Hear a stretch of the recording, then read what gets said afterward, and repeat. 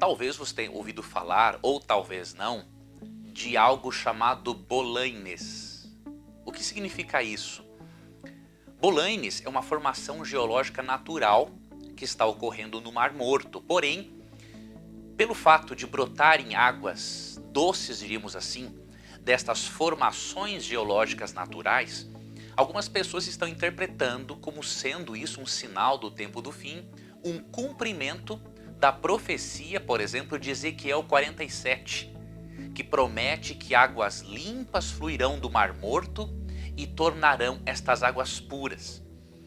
Isso gerou muita especulação, e eu quero mostrar para você que esse tipo de especulação não nos ajuda no crescimento e no desenvolvimento da nossa fé, não nos aproxima do texto bíblico e, pior ainda, nos afasta de uma compreensão e de um estudo correto das profecias bíblicas. É sobre isso que eu quero falar para você neste vídeo e também lhe dar algumas dicas de como você deve estudar as profecias.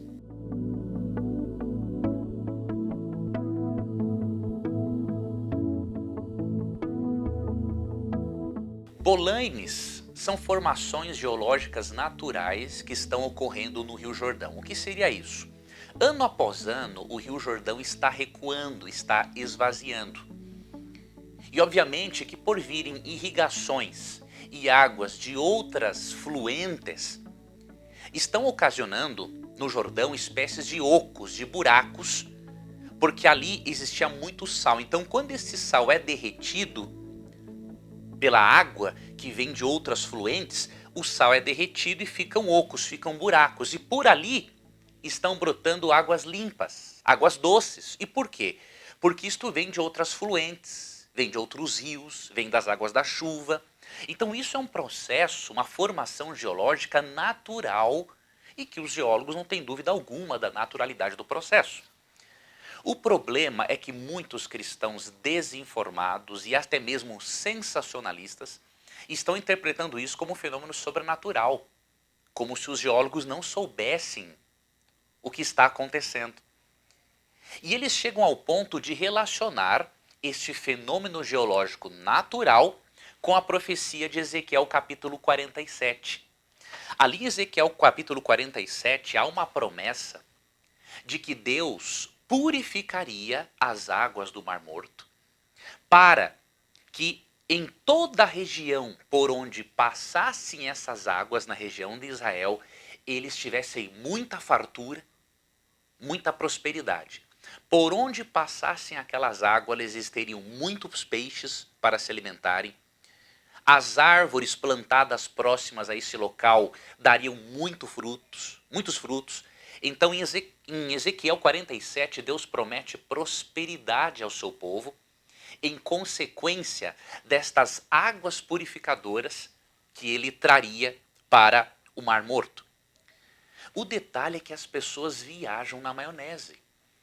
As pessoas leem o capítulo 47 de Ezequiel, não tentam entender o propósito original do autor a escrever o capítulo e começam a fazer especulações. Nós não podemos interpretar a Bíblia com a nossa imaginação, ainda mais considerando que somos pecadores e que a nossa imaginação é muito fértil. Todo intérprete, quando vai ao texto bíblico, ele tem que ir com um alvo, com uma meta principal. Buscar entender o significado que o autor original tinha dado ao texto. Quando você lê o capítulo 47, você percebe aqui, no verso 1 em diante, que Ezequiel está tendo uma visão profética e que estas águas que saem para, entre aspas, purificarem o mar, essas águas saem debaixo do limiar do templo de Deus, onde se encontra ali a glória de Deus. Então estas águas saem debaixo do limiar do templo de Deus, dando a entender o seguinte, que Deus iria, por seu amor, renovar a sorte de Israel, dar a eles prosperidade. Aqui no versículo 3 há a menção a uma medição com um cordel de medir. Isto aqui se refere na linguagem bíblica a um julgamento, a um juízo. Depois de julgar Israel, Deus iria restaurar a sorte do seu povo, não é? E aí você segue vendo a descrição, percebendo que o propósito de Ezequiel 47 é falar da prosperidade que Deus daria para Israel caso Israel retornasse a Deus e decidisse ser fiel à aliança. Por exemplo, a prosperidade que Deus promete para eles, a restauração, a renovação, é vista, por exemplo, aqui no verso 9. Ó. Em consequência destas águas purificadoras, ocorreria o seguinte: no Mar Morto, não é? Toda criatura vivente que vive em enxames viverá por onde quer que passe este rio, e haverá muitíssimo peixe, e aonde chegarem estas águas tornarão saudáveis as do mar, e tudo viverá por onde quer que passe este rio. Né? Então, uma promessa de restauração da nação de Israel, das condições materiais deles e especialmente espirituais. E há um detalhe interessante em Ezequiel 47, que é o seguinte, olha no verso 12. Ó. Junto ao rio, as ribanceiras, que de um e de outro lado nascerá, toda sorte de árvore que dá fruto para se comer. Não fenecerá a sua folha, nem faltará o seu fruto. Nos seus meses produzirá novos frutos, porque as suas águas saem do santuário. O seu fruto servirá de alimento e a sua folha de remédio. Por que eu li esse verso 12? Para lhe mostrar como que o apóstolo João interpretou Ezequiel 47.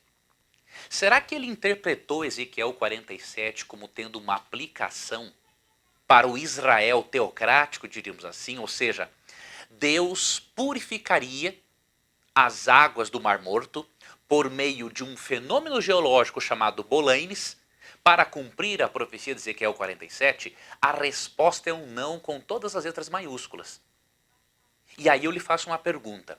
Se o apóstolo João, se um profeta, um apóstolo inspirado, interpretou Ezequiel 47 de uma outra forma, quem é um ser humano, pecador e não inspirado, para dar uma interpretação a Ezequiel totalmente fantasiosa? Nós não devemos interpretar a Bíblia da nossa forma. Nós temos que permitir que os autores inspirados interpretem a própria Bíblia. Algumas pessoas alegam assim, mas e se acontecer? A Bíblia não trabalha com se, meu amigo. A Bíblia é ou não é, como Jesus disse, seja o vosso sim, sim ou não, não, o que passar disso é do maligno. A Bíblia trabalha com dados concretos, a Bíblia não trabalha com hipóteses, porque Deus não adivinha o futuro, Ele sabe. Então não trabalhe com esse tipo de especulação, porque isso é uma forma irresponsável de analisar o texto bíblico. Vamos ver como que o profeta inspirado interpretou Ezequiel 47. E aí você vai ver que essa interpretação sensacionalista em torno de um fenômeno geológico natural que está ocorrendo no Mar Morto é fruto de uma fértil imaginação que ainda não descobriu que precisa se comprometer com o texto bíblico para que o próprio texto bíblico interprete a si mesmo. Então vamos ver como que o apóstolo João entendeu Ezequiel 47. Mais especificamente o versículo 12 que eu li. E eu vou ler para você a partir do capítulo 22 do Apocalipse. Eu prefiro ficar com a interpretação de um autor inspirado do que com a interpretação fantasiosa e de um eu acho de um ser humano não inspirado. E você? Então me mostrou o rio da água da vida, brilhante como cristal, que sai do trono de Deus e do Cordeiro. Veja, as águas de Ezequiel 47 saem também do trono de Deus. Não é? No meio de sua praça e de uma e outra margem do rio está a árvore da vida, que produz 12 frutos, dando o seu fruto de mês em mês. Lembra? A mesma linguagem lá, não é? E as folhas da árvore serão para a cura dos povos. A mesma linguagem de Ezequiel 47:12, de que as águas que fluiriam dali, não é?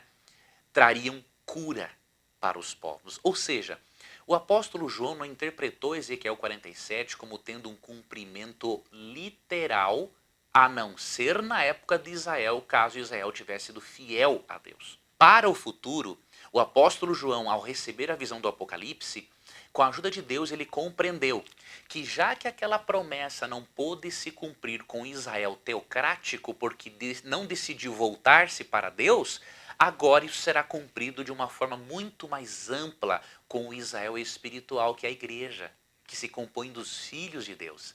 Então, tanto os israelitas na época, que foram fiéis a Deus, quanto os filhos de Deus, que estarão preparados para a segunda vinda de Cristo, desfrutarão desta promessa plena. E como será isso? O próprio verso, aqui, 4, diz que contemplarão a sua face e na sua fronte estará o nome deles.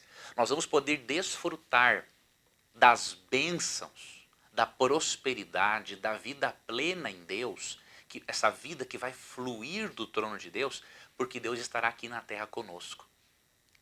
Então, não se refere aqui mais a uma restauração do planeta por meio do Israel teocrático. Deus não vai começar no Israel teocrático essa restauração, agora é com Israel espiritual. E ele vai começar isso a partir do seu próprio trono, que terá se estabelecido aqui na terra depois da volta de Cristo, depois da descida da cidade santa, de acordo com Apocalipse capítulo 21. Então, querido internauta, não trabalhe com esse tipo de especulação. Uma regra básica no estudo da Bíblia é: precisamos buscar o que o autor original tinha em mente, e segundo, temos que permitir que o autor inspirado interprete outro autor inspirado. Não ficarmos assim, mas e se acontecer? Deus não trabalha com o se. Deus trabalha com o sim ou com o não. O que procede disso é do maligno. Daqui uns dias você vai perceber que muita gente já vai ficar especulando sobre um fenômeno natural que vai ocorrer de a lua se tornar aparentemente como sangue. Para você não cair nesta armadilha especulativa, eu preciso que você vá à descrição deste vídeo e acesse o link de um vídeo que eu já gravei sobre o assunto. As pessoas não fazem diferença entre reais sinais da volta de Cristo e fenômenos naturais, ok? Então veja essa descrição e lembre-se, quando estudarmos a Bíblia, precisamos primeiro buscarmos compreender o propósito do autor original e segundo, permitir que um autor inspirado interprete o outro. No próximo vídeo vou lhe dar dicas importantíssimas que eu extraí de um editorial do pastor Marcos de Benedicto na revista Adventista. Será muito importante você acompanhar o próximo vídeo, porque eu vou repartir com você algumas sugestões preciosas do pastor Marcos de Benedicto que vão ajudar a você e muito a estudar as profecias com os olhos no céu e com os pés no chão. Aguardo a você então no nosso próximo estudo.